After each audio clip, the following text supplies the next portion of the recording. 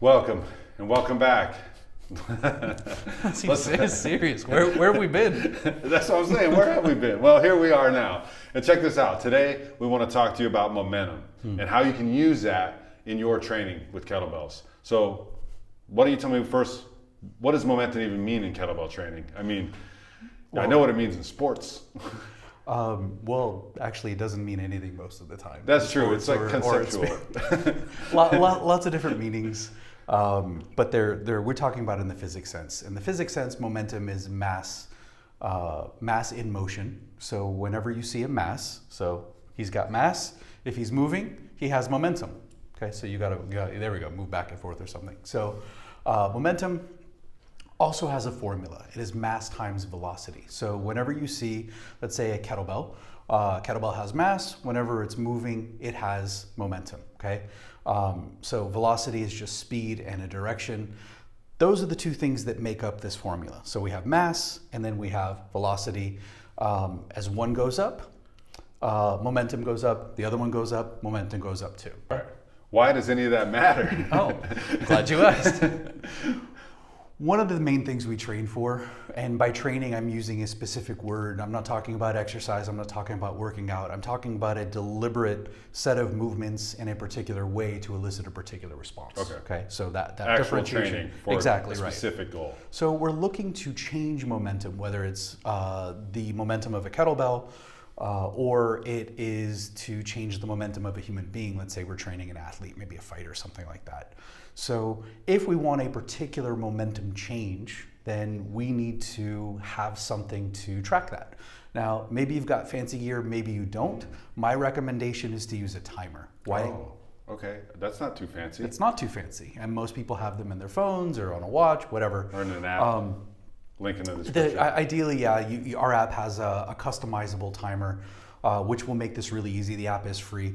So let's say you have somebody and you're working to change momentum quickly. Okay. You want to teach someone how to move and change momentum fast. So you're going to pick a particular mass. Okay. Let's say you're going to do some swings. You're going to pick a bell that's not going to be too heavy, because if it's too heavy, you're not going to be able to change that mass, the motion of that mass fast enough. Okay, it'll be too heavy for that. So pick a moderate bell. Anywhere between 30% and 60% is usually good. Some people, depending upon the person you train, they can get away with 90% of their maximum, but that's very, very rare. So I like to use about 30% as a beginning and then work up from there. Yeah, skew on the side where it's a little lighter so you can actually test it out. And as you get stronger, your 30% will actually increase as well. So there's room for scalability. But let's say we take a light to moderate kettlebell. We also want to make sure that we're not moving too long, because the energy system that we need to use to move things quickly doesn't last that long. We don't have a lot of time. Use 10 seconds as a soft stop. Okay, some people can do longer, some people can do need to go shorter, but either way, think 10 seconds. Okay, so we're training to change momentum of a kettlebell to teach a fighter how to change his or her momentum quickly. So we're going to take moderate kettlebell, we're going to do some swings, and we're going to limit that number to that 10-second framework. So let's suppose that each swing, full cycle, takes 2 seconds. How many swings can we do in 10 seconds? Simple math, which you have on your phone as well. 10 seconds, 5 swings. Okay, got it. So I almost said 10. You did. And even I said simple math. Let's even say we're going to err on the side of caution. So we don't want to bump up against that threshold. So let's say we're even going to do 4 swings, and we're going to cap it at 8 seconds. So we go into the timer, and we're going to have each of our rounds, no rest at all. We're just going to have that, and then rest is needed. Or you can program a longer rest, whatever you want to do.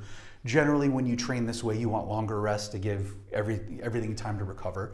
So you're going to give yourself 4 swings. You've got 8 seconds to do it. Okay. Or sorry, 10 seconds. 10 seconds. Yeah. Okay. So what is your job? Your job is to take that kettlebell and swing it as fast and as hard as you possibly can to get the appropriate training response. And you're watching the clock.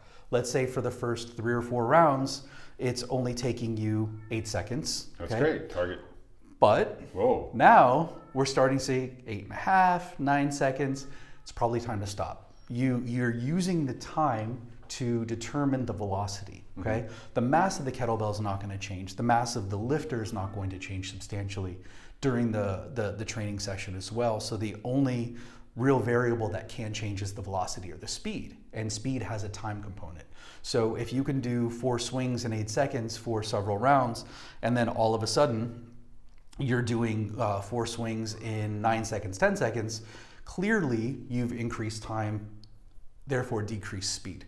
So momentum is mass in motion. It is mass times velocity. If you want to find an easy, practical way to measure that, use timer. Yeah, and certainly when you're done, when you've reached that time point where you're no longer hitting your target, does that mean you have to stop training? No, it just means you have to stop training that particular thing. You can go on and work on the rest of your workout, which is great, which is why it's important to train, and then handle that first, move on to the next thing next, and then life is good. Good advice. I can't think of anything better. Like literally nothing, maybe bacon. I don't know. Anyways, anything else? No. All right, stay strong.